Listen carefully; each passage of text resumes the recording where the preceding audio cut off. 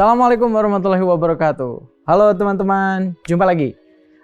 Kali ini kita mau bahas tentang 3F sama 3S. Oke, apa tuh 3F, 3S? Oke, di mata kuliah kali ini, di komunikasi antar budaya, kita akan bahas tentang 3F, 3S. Ini cukup menarik nih. 3F yang dimaksud adalah fashion, food, film.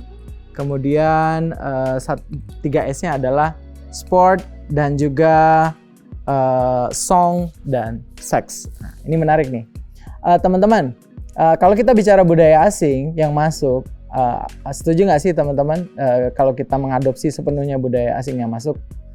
Perlukah kita melakukan apa yang disebut dengan normalisasi nih? Budaya asing semua yang masuk kita anggap normal gitu kan.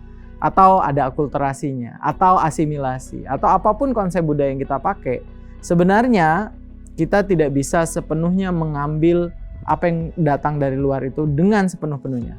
Begini teman-teman, teman-teman suka fashion, pasti ya, kita suka mau berpakaian gitu kan, seperti yang kita lihat, mungkin teman-teman yang hobi thrifting dan lain-lain, kalau beli baju itu pengen beli baju yang keren, kayak di drakor ini nih, atau kayak di film ini nih gitu ya. Atau teman-teman suka film kan, kalau nonton film itu kadang-kadang kita kebawa nggak sih dalam kehidupan sehari-hari, kayak oh aku pengen kayak film itu nih dalam kehidupanku gitu. Seperti Crazy Rich Asia misalnya gitu kan. Atau teman-teman pasti suka makan kan, nah makanan apapun itu yang datang dari luar, apakah semuanya bisa langsung kita makan?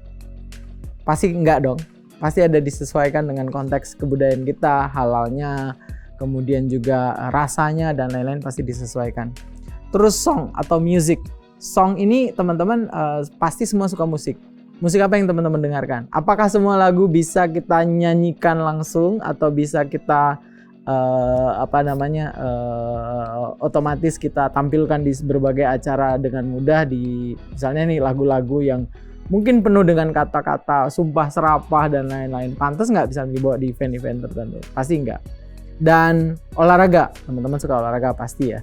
Misalnya olahraga di negara tertentu, negara Amerika misalnya terkenal banget sama basketnya atau American footballnya, atau mungkin bola ya, kalau bola kayaknya di seluruh dunia deh.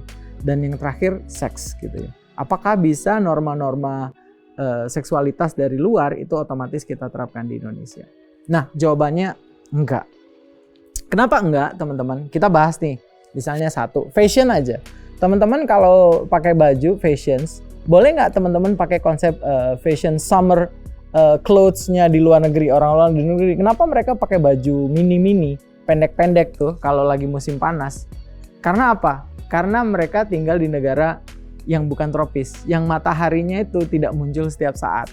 Nah, satu sisi mereka butuh sinar matahari itu untuk pigmen warna, untuk kesehatan. Jadi makanya giliran musim panas, orang pada pakai tank top, pakai bikini gitu, dan seterusnya kalau di pantai ya. Nah, apakah itu cocok diterapkan di Indonesia? Kayaknya enggak. Yang ada teman-teman nanti makin hitam atau mungkin kena kanker kulit gitu ya. Kemudian yang kedua, film. Film kita nikmati, tapi film itu teman-teman bukan realitas. Tidak semuanya bisa kita terapkan betul di dunia nyata.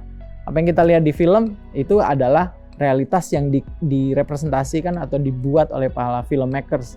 Misalnya gini, kalau teman-teman bayangin di film Hollywood itu apa isinya? New York, kota New York itu gimana? Ada gedung runtuh setiap saat, kejar-kejaran polisi segala macam. Padahal faktanya nggak gitu ya. Jadi teman-teman harus cerdas, apa yang kita lihat itu otomatis tidak selalu bisa kita terapkan.